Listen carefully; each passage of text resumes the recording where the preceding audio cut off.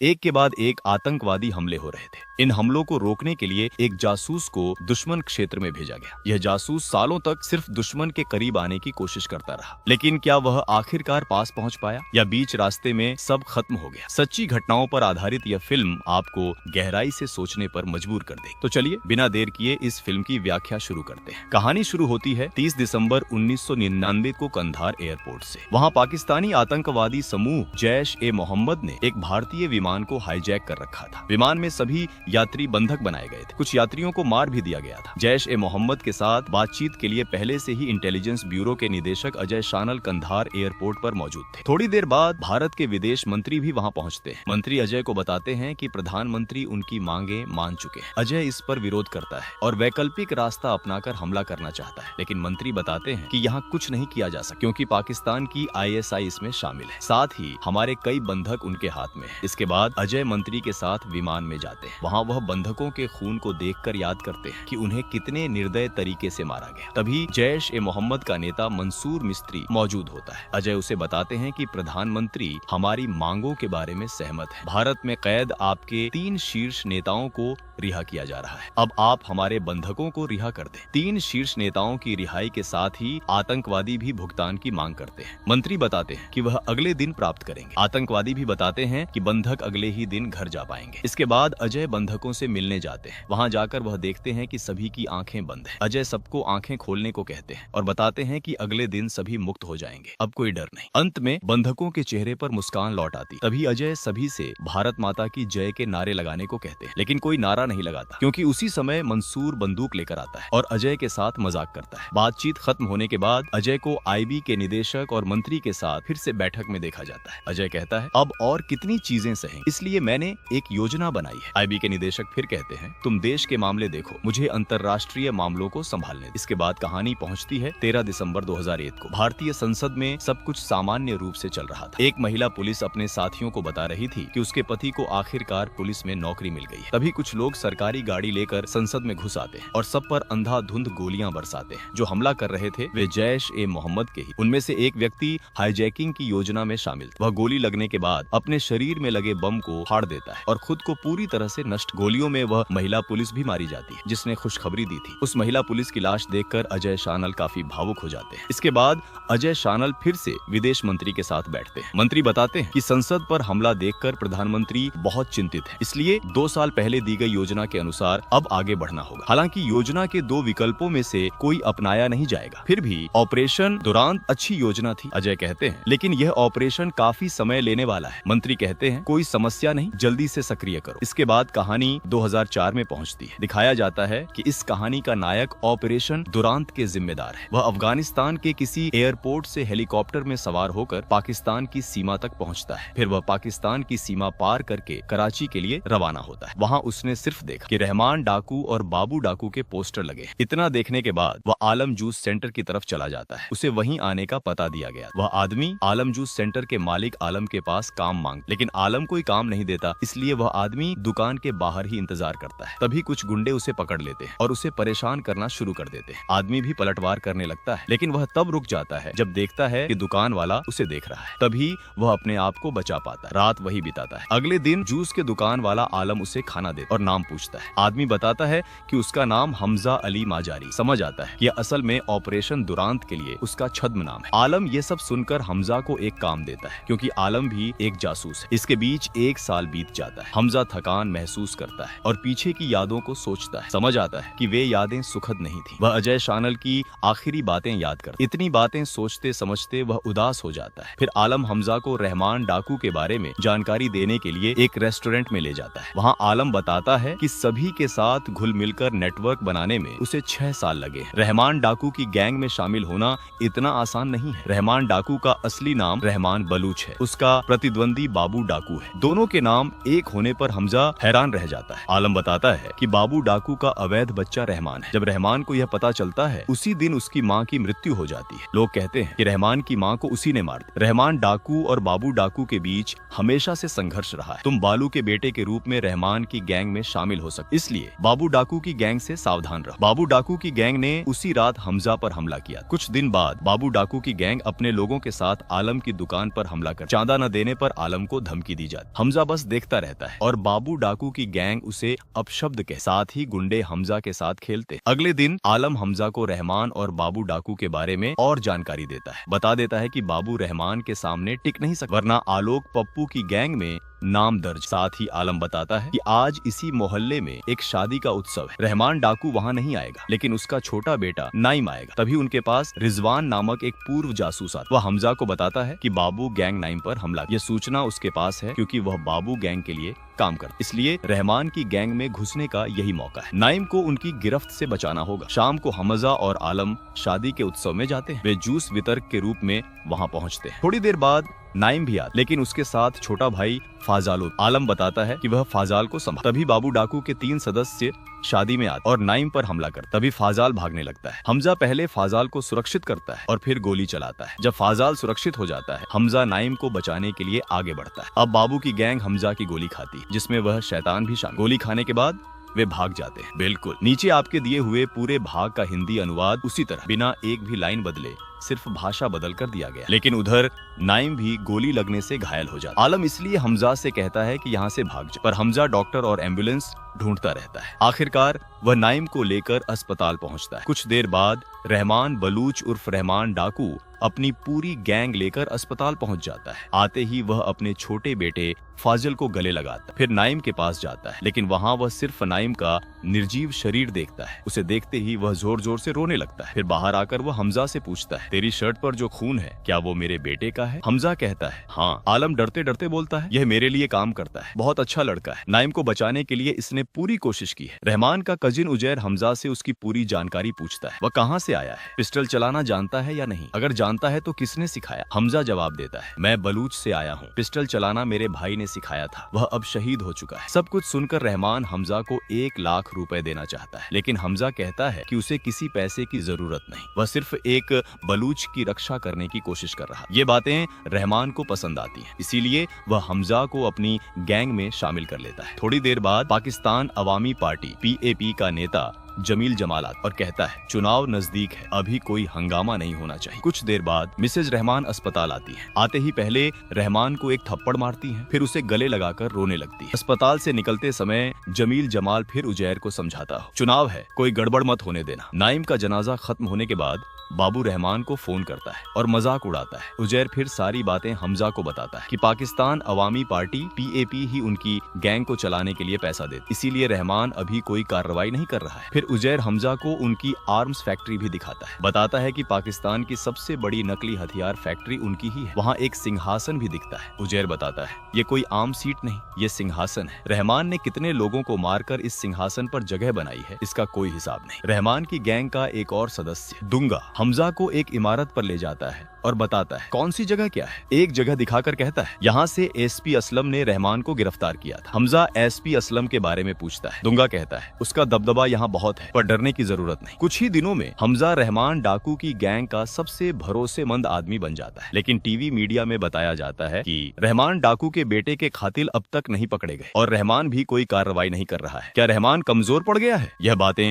रहमान को भड़काती हैं। वह सबके सामने पूछता है, क्या मुझे बदला लेना चाहिए? सब लोग कहते हैं, अभी नहीं, चुनाव नजदीक है, अगर पार्टी नाराज हुई तो फंड मिलना बंद हो जाएगा। लेकिन हमजा इससे सहमत नहीं होता। वह कहता है, बदला लेना चाहिए, अगर हम चुनाव तक इंतजार करेंगे तो हम खुद ही खत्म हो जाएंगे। अब समय आ गया है उन्हें दिखाने का कि बलूच क्या कर सकते हैं। रहमान हमजा की बात से सहमत हो जाता है। प्लान के मुताबिक वे बाबू डाकू की गैंग के कई सदस्यों को पकड़कर मार देते हैं, उन लोगों समेत जिन्होंने पहले हमजा को परेशान किया था। उन्हें बहुत यातना देकर मारा जाता है। सबको मारने के बाद वे रास्ते में बाबू डाकू को भी देख लेते हैं और उसी समय फैसला होता है, बाबू डाकू को भी खत्म किया जाएगा। हमजा इसलिए उजैर से रहमान डाकू को फोन करवाता है और एक तय जगह पर आने के लिए कहता है। इधर उजैर हमजा की गाड़ी लेकर बाबू की ही गाड़ी से टक्कर मार दे। इससे बाबू बुरी तरह घायल हो जाता है और सीधे रहमान के सामने आ गिरता है। रहमान बाबू को मारने के लिए उसे घसीटते हुए ले जाने लगा। बाबू सिर्फ इतना कहता है, मैं तेरा बाप हूँ, मुझे मत मार। रहमान कहता है, मेरे बेटे को मारना नहीं चाहिए, और फिर सबके सामने बाबू को बेरहमी से मार डालता है। उस समय हमजा के चेहरे और आंखों में जैसे एक संतोष नजर आता, जैसे कांटा निकालने के लिए कांटा ही इस्तेमाल किया गया हो। रहमान फिर सबके सामने कहता है,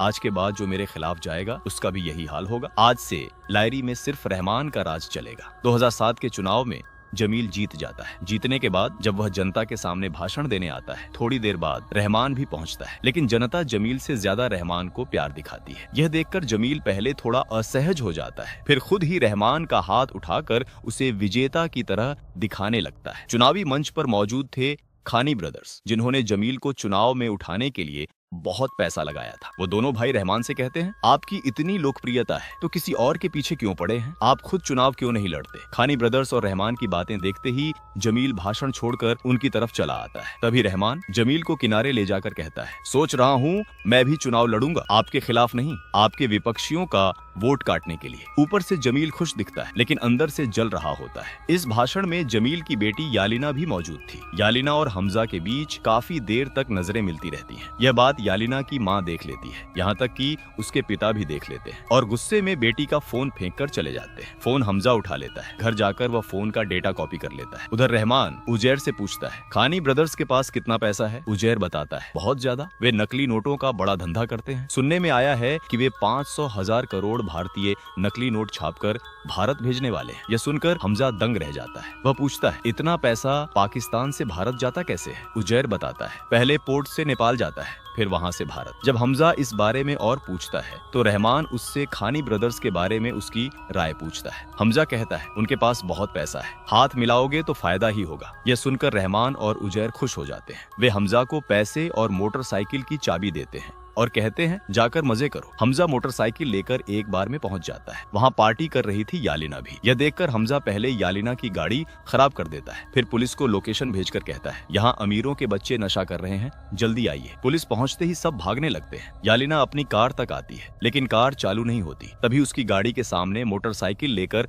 हमजा खड़ा होता है। मजबूरी में यालिना हमजा की मोटरसाइकिल पर बैठ जाती है। इस बीच पुलिस हमजा के पीछे भी पड़ जाती है। हमजा पुलिस से बचते हुए तेजी से सेफ जोन में पहुंच जाता है, लेकिन तभी मोटरसाइकिल का तेल खत्म हो जाता है। यालिना कहती है, अब और मदद की जरूरत नहीं, घर सामने ही है, मैं चली जाऊंगी। हमजा उसे घर तक छोड़ना चाहता है। दोनों पैदल चलना शुरू करते हैं और रास्ते में एक दूसरे से परिचित होते हैं। यालिना कहती है, पापा की रैली में आपको उस दिन देखा था, क्या आप भी नेता हैं? हमजा कहता है, नहीं, वह सच्ची बात बताता है, मैं रहमान के लिए काम करता हूँ, उसके सारे काम मुझे संभालने पड़ते हैं। यह सब सुनकर घर के बाहर पहुँचते पहुँचते यालिना उदास हो जाती है। घर में घुसने ही वाली होती है कि हमजा उसका फोन दे देता है। इससे यालिना फिर से खुश हो जाती है। अगले दिन हमजा नकली नोटों की तस्करी की इंटेल आलम को भेजता है। आलम वह जानकारी अजय सानल तक पहुंचा देता है। अजय सानल एक व्यक्ति से मिलकर पूछता है, भारतीय नकली नोट पाकिस्तान तक कैसे पहुंच रहे हैं और इन्हें भारत में कौन ले रहा है? दूसरा व्यक्ति कहता है, ये सब यूपी में आता है,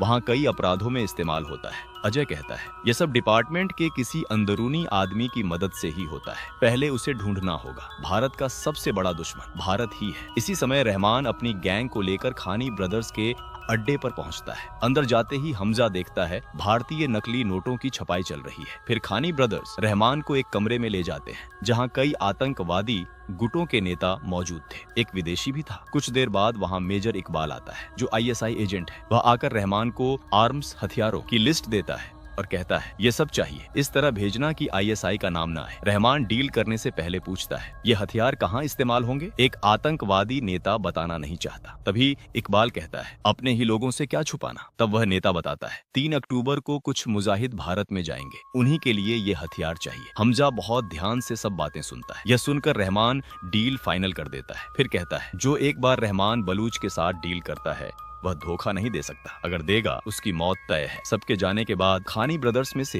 एक जमील को फोन करके बताता है, रहमान आया था, वह चुनाव भी लड़ना चाहता है। जमील कहता है, अब मेरी चाल दिखाने का समय आ गया है। इसके बाद दिखाया जाता है SP असलम को। वह पैसे लेकर 3 बलूच लोगों को मार देता है। सीधे शब्दों में वह बलूचों से नफरत करता है। इसी असलम को जमील फोन करता है। उधर डील करके घर पहुंचने पर हमजा रहमान से कहता है, वे लोग बलूचों की आजादी के खिलाफ हैं, आपने उनके साथ डील क्यों की? ये सही नहीं हुआ। हमजा की बातें सुनकर रहमान गुस्से में आ जाता है और उसे मारने दौड़ता है। उजैर बीच में आकर हमजा को बचाता है। अगले दिन हमजा और आलम बैठते हैं। वे बात करते हैं। कराची से 12 मुजाहिद भारत में हमला करने जा रहे हैं। कराची से भारत जाने का तरीका उन्हें सोच में डालता है और हमजा अनुमान लगाता है, यह हमला गुजरात में होगा। वह तुरंत जॉइंट इंटेलिजेंस को यह सूचना भेज देता है। फिर दिखाया जाता है बलूच यूनाइटेड फोर्स के प्रमुख शिरानी को। रहमान उसके पास जाता है और गानों नाच के माहौल में पैसों के बदले इकबाल की हथियारों की लिस्ट उसे देता है। शिरानी लिस्ट देने के लिए राजी हो जाता है। दूसरी तरफ एसपी असलम मालिक के घर पहुंचता है। मालिक कहता है, लियारी में रहमान बहुत सिर उठा रहा है, उसे रोकना होगा। तुम 7 साल से सस्पेंड हो। यह सस्पेंशन जमील ने दिया था। अब यह सस्पेंशन हटाकर दोबारा लियारी में ज्वाइन करो। लेकिन असलम यह ज्वाइनिंग लेटर स्वीकार नहीं करता। वह कहता है, पूरा लियारी पुलिस स्टेशन रहमान के अंडर में है, मैं अकेला जाकर मर जाऊं क्या? मैं चाहता हूं एक लियारी स्पेशल टास्क फोर्स बने, उसमें सिर्फ मेरे लोग होंगे, एक अंडरकवर ऑफिस भी होगा और आप भी कोई सवाल नहीं उठाएंगे। दोनों जो बातें कर रहे थे उसे यालिना देख लेती है। एसपी असलम के जाने के बाद यालिना अपने पिता से पैसे लेती है और हमजा के साथ घूमने निकलती है।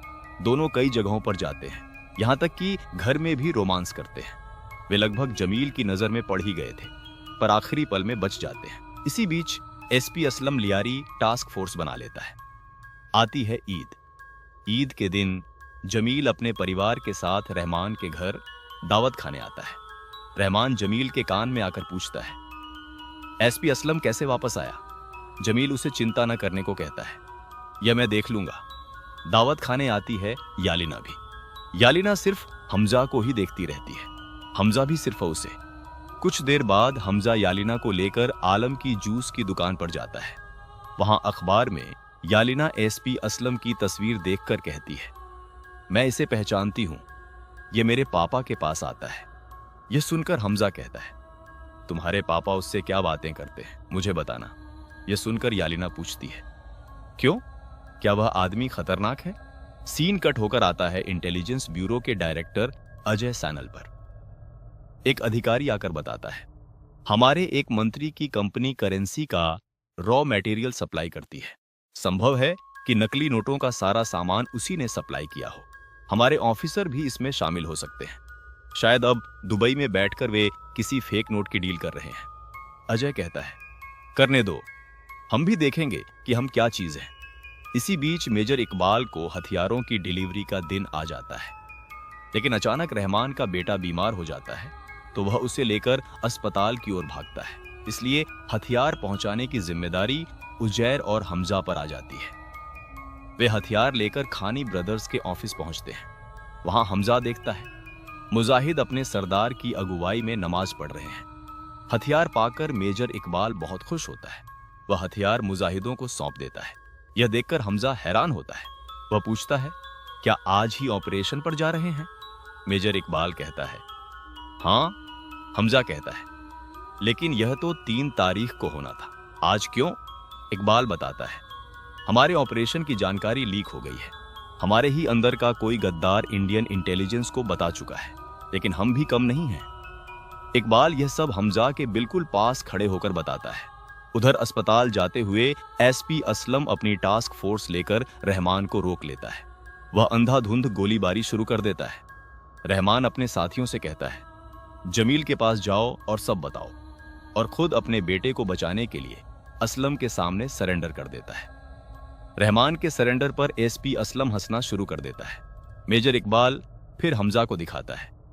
गद्दार असल में कौन है? वह वही व्यक्ति होता है जिसने खबर लीक की थी। इकबाल उसके सामने उस जासूस को बहुत यातना देकर मार देता है। वापसी के रास्ते में दुंगा उजैर को फोन करता है। एसपी असलम रहमान को पकड़कर ले गया है। यह सुनकर उजैर जमील को फोन करता है, लेकिन जमील कोई जवाब नहीं देता। दे ही कैसे सकता था, क्योंकि यह सब उसी ने करवाया था।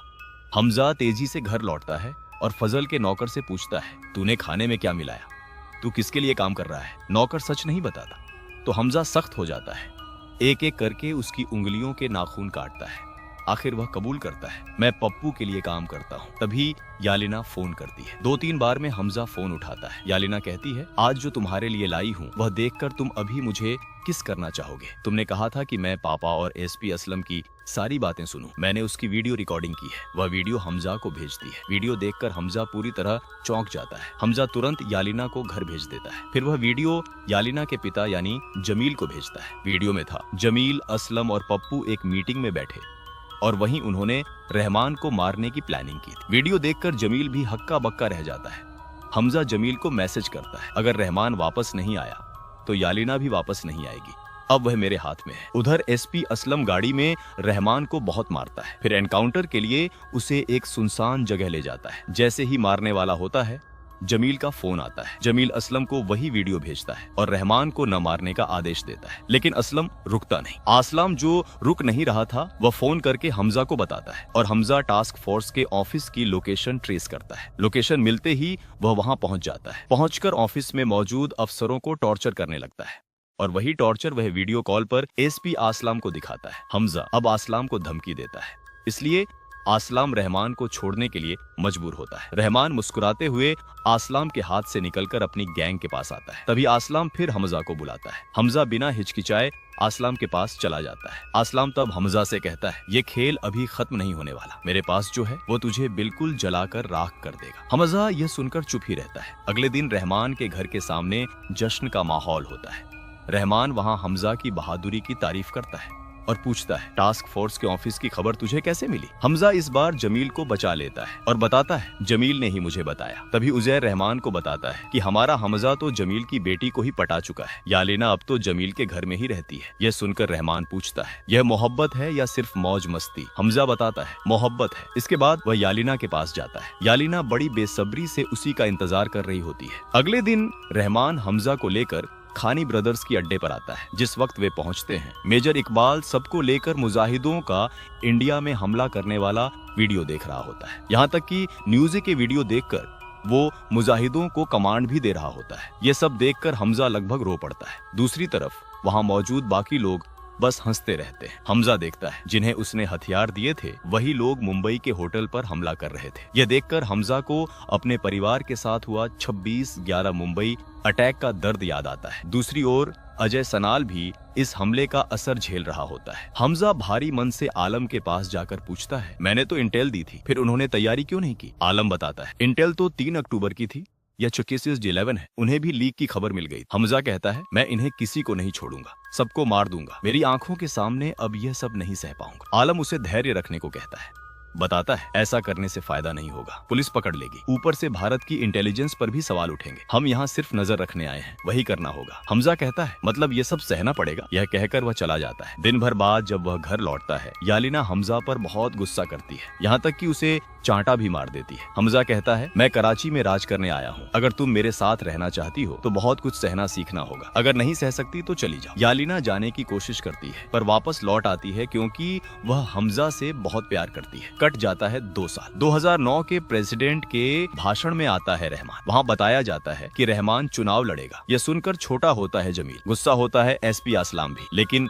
यालिना यह खबर सुनकर खुश होती है, क्योंकि उसके पिता अब और गलत काम नहीं कर पाएंगे। हमजा तब यालिना से कहता है, अपने पापा को चाय पर बुलाओ। अगले दिन जमील हमजा के घर आता है। हमजा आते ही जमील से कहता है, अगर बेटी को ठीक से संभाल कर रखते तो आज वह मेरे साथ न रहे। यह सुनकर जमील भी उसको बहुत कुछ सुनाता है। हमजा कहता है, आप लियारी में राज करने के चक्कर में हमेशा रहमान या आसलाम के साथ रहे और ये दोनों आपसे बड़े बनते गए, इसी वजह से आप अपनी कुर्सी खो चुके हैं। अब चुनाव में ऐसा आदमी लाओ कि कोई आपकी तरफ से बोल भी न सके, बेहतर होगा ये आपका अपना रिश्तेदार हो। मतलब वह जमील को इशारा समझा देता है। जमील भी इसे अच्छे से समझ जाता है, इसलिए वह हमजा की सिगरेट जलाता है और उसके हाथ को चूमता है। इसके तुरंत बाद धूमधाम से शादी होती है हमजा और यालिना। शादी में मेजर इकबाल समेत सब लोग आते हैं और फिर सभी मिलकर 26/11 मुंबई हमले की बातें करते हुए मजाक बनाने लगते हैं। भारत ने कोई विरोध नहीं किया, इस पर भी मजाक उड़ाते हैं। साथ ही मेजर इकबाल कहता है, तो अब 15 अगस्त को पंजाब में हमला करते हैं। रहमान बताता है, मैं हथियार देने के लिए तैयार हूँ। इतनी बातें होते होते हमजा बस जलता रहता है। रहमान उजैर को हथियार डिलीवरी की तारीख बताता है, लेकिन उजैर नशे की हालत में होता है, इसलिए हमजा रहमान की शेड्यूल बुक देखकर सही तारीख नोट करता है, क्योंकि उसी दिन रहमान का एक वाटर सप्लाई प्रोजेक्ट उद्घाटन का कार्यक्रम है। रात में हमजा अपनी स्पेशल डायरी निकालता है, जिसमें रहमान डाकू के नाम लिखता है, यानी रहमान डाकू के नाम को पूरी तरह क्लोज करने जा रहा है। इसलिए अगले दिन वह बालूच फोर्स के प्रमुख के पास रवाना होता है। वहाँ जाकर वह बताता है, रहमान ने भेजा है, अगले 9 तारीख तक हथियार तैयार रहने चाहिए। वहाँ हमजा कई लोगों को दफन होते देखता है। जब इसके बारे में पूछता है तो प्रमुख बताता है, ISI ने स्कूल के पानी में जहर डालकर बच्चों को मार दिया। यह सुनकर हमजा को बहुत दुख होता है। फिर वह 9 तारीख को लौट आता है। रहमान वहाँ अपने वाटर सप्लाई प्रोजेक्ट का उद्घाटन करने आता है। वहाँ बालूच फोर्स का प्रमुख उजैर को फोन करता है और हथियार लेने के लिए आने को कहता है। उजैर हमजा को यह बात बताता है। हमजा कहता है, ठीक है, तुमने ही तो 9 तारीख तय की थी। उजैर हथियार लेने जाता है। जाने से पहले रहमान की सारी जिम्मेदारी हमजा के ऊपर छोड़ देता है। हमजा उद्घाटन पूरा करता है और रहमान को गाड़ी में बैठा ले जाता है, लेकिन रहमान थक कर सो जाता है। उसके साथ सभी लोग भी सो जाते हैं। पहले कोई मोटरसाइकिल वाला था, उसने सभी को हैरान कर दिया। हमजा मुख्य सड़क से निकलकर जंगल की सड़क में गाड़ी डाल देता है। यही उसका प्लान था। मालिक और एसपी आसलाम वहाँ इंतजार करते हैं। इसी बीच रहमान अचानक उठता है और देखता है कि गाड़ी गलत रास्ते पर जा रही है। वह हमजा से पूछता है, ये रास्ता क्यों? हमजा बताता है, वहाँ जाम था इसलिए इस रास्ते जा रहे हैं। रहमान फिर पूछता है, मोटरसाइकिल वाला कौन था? हमजा म्यूजिक बताता है, वह भी जाम में फंस गया। रहमान उजैर के बारे में पूछता है। हमजा बताता है, वह हथियार लेने बालूच फोर्स गया। आज डिलीवरी की तारीख थी, आप ही ने तारीख तय की थी। अब रहमान को शक होता है। वह गाड़ी रोकने को कहता है, लेकिन हमजा गाड़ी नहीं रोकता और तेजी से चलाता रहता। यह देख रहमान एक धारदार हथियार निकालकर हमजा पर हमला करता है और 2 गैंग मेंबर भी शामिल हो जाते हैं। सभी के साथ निपटने में असफल रहकर राह में फायर हाइड्रेंट से एक्सीडेंट हो जाता है। इसमें एक व्यक्ति की मौत हो जाती है। हमजा घायल होकर वहां से भाग जाता है क्योंकि एसपी आसलाम टीम लेकर आ रहे होते हैं। इसी बीच मोटरसाइकिल वाला भी मिल जाता है। रहमान और दुंगा अब कभी नहीं मरते। रहमान उस मोटरसाइकिल वाले को देखकर हमजा को पीछा करने का कहता है, बताता है, तुम्हें बचना नहीं चाहिए। इसी बीच एसपी आसलाम पहुंच जाते हैं। रहमान और आसलाम आमने सामने बंदूक युद्ध शुरू करते हैं। दूसरी तरफ हमजा और गुंडा भी मारपीट में शामिल हो जाते हैं। रहमान असमर्थ हो जाता है तो दुंगा फोर्स को जंगल में संभालने का जिम्मा देकर खुद जंगल में चला जाता है। जंगल में रहमान भी जाता है और आसलाम भी वहां पहुंचते हैं। दुंगा अकेले सभी को मारते मारते अंत में खुद गोली लगाकर गिर पड़ता है। हमजा और रहमान का गुंडा बीच में काफी लंबी लड़ाई होती है। अंत में हमजा गुंडे को मात देता है। रहमान और आसलाम भी बंदूक से हाथापाई में शामिल होते हैं। आखिर में आसलाम मार खाते खाते रहमान को मारने ही वाला होता है कि हमजा पहुंच जाता है। फिर हमजा और रहमान की लड़ाई शुरू होती है। शुरुआत में हमजा मार खाता है, लेकिन जब उसे आर्म स्टील की बात याद आती है तो वह सिर गर्म कर एक एक कर रहमान को घूंसे मारकर निस्तेज कर देता है। योजना के अनुसार आसलाम फिर रहमान पर गोली चलाता है। इस तरह गोली चलाते हैं कि अस्पताल तक पहुंचने तक रहमान जिंदा रहे। अपने आप को सुरक्षित रखने के लिए हमजा रहमान को कंधे पर उठाकर सड़क पर लाता है। अस्पताल पहुंचाने के लिए गाड़ी रोकने की कोशिश करता है, लेकिन कोई नहीं रुकता। अंततः एक ऑटो रिक्शा रुकता है। उसी में रहमान को बैठाकर अस्पताल पहुंचाता है। रास्ते में उजैर को फोन कर बताता है कि रहमान को गोली लगी है। उजैर हथियार लेकर पीछे से वापस आता है। इस बीच हमजा हड़बड़ी में रहमान को अस्पताल पहुंचाता है। डॉक्टर भी जल्दी से इलाज शुरू करते हैं, लेकिन फायदा नहीं होता। रहमान मर जाता है। यह देख हमजा बड़ा भावुक अभिनय करता है। थोड़ी देर बाद उजैर पहुंचते हैं। हमजा भी रोने लगता है। ऑटो रिक्शा वाला मीडिया को बताता है, रहमान भाई को बचाने के लिए हमजा भाई ने बहुत कोशिश की, लेकिन म्यूजिक सफल नहीं हो पाया। रहमान की मौत की खबर जल्दी मीडिया में फैलती है। देखकर मेजर इकबाल भी अफसोस करता है क्योंकि 15 तारीख का प्लान कैंसिल हो गया। खबर देखकर आलम खुश होता है। टेंशन और इंतजार कम होता है। यालिना थोड़ी देर बाद घायल हालत में घर लौटती है। हमजा घर पहुंचते ही बताता है कि उसे भूख लगी है। यालिना उसे उठाकर खाना खिला देती है। इसके बाद यालिना सो जाती है। हमजा वही डायरी निकाल कर बैठता है। तब बताया जाता है यह ऑपरेशन धुरंधर के बारे में है। यह ऑपरेशन 2002 से शुरू हुआ था। इंटेलिजेंस ब्यूरो के डायरेक्टर अजय सनाल के माध्यम से पता चलता है कि यह ऑपरेशन इतना खतरनाक है कि सभी एसेट्स पूरी गैंग से जुड़े होंगे। यह व्यक्ति अपराधी बनकर भी महत्वपूर्ण जानकारी लीक करता है। अगर मौत होती है तो भी उसे खुशी होती है। ये एसेट्स मौत के कगार पर होते हैं, जिनका खोने के लिए कुछ नहीं होता। ऐसा ही एक व्यक्ति है हमजा, जिसका असली नाम जासकीरत सिंह रांगी है। ऑपरेशन धुरंधर के बारे में और हमजा की असली पहचान प्रस्तुत करने के बाद सीन प्रेजेंट किया जाता है। हमजा डायरी से रहमान डाकू के नाम काट देता है। फिर डायरी में और भी कई नाम दिखते हैं, जिन्हें खत्म करके ऑपरेशन धुरंधर को हमजा पूरा करेगा। क्रेडिट सीन में जासकीरत सिंह से हमजा बनने के दिन दिखाए जाते हैं। साथ ही बताया जाता है कि आगामी 19 मार्च 2026 को इस फिल्म का सीक्वल आने वाला है। फिल्म में रणबीर सिंह की डेडिकेशन टॉप नॉच है। लुक गेप शानदार था, बाल एकदम रियल थे, साथ में बाहर के कुत्ते की आवाज भी सुनाई देती है। बहुत मेहनत उन्होंने की है। स्पाई को वर्षों तक छद्म नाम में मातृभूमि की रक्षा के लिए कड़ी मेहनत करनी पड़ती है और यह फिल्म इसे शानदार तरीके से दिखाती है। यह सच घटना पर आधारित है। अगर यह इतना आकर्षक है तो असली जीवन कितना रोचक होगा सोचें। देश के लिए जान जोखिम में डालकर लड़ने वाले लोग सबसे बड़े वीर हैं। हालांकि इस फिल्म में मृत्यु पथ यात्री के माध्यम से देश के लिए काम किया गया है, फिर भी उनकी मेहनत उनके अपने प्रयासों से है। आप अपनी राय कमेंट बॉक्स में बता सकते हैं कि आपको यह फिल्म कैसी लगी। इतना समय RJ एक्सप्लेन्ड डरेंग के साथ रहने के लिए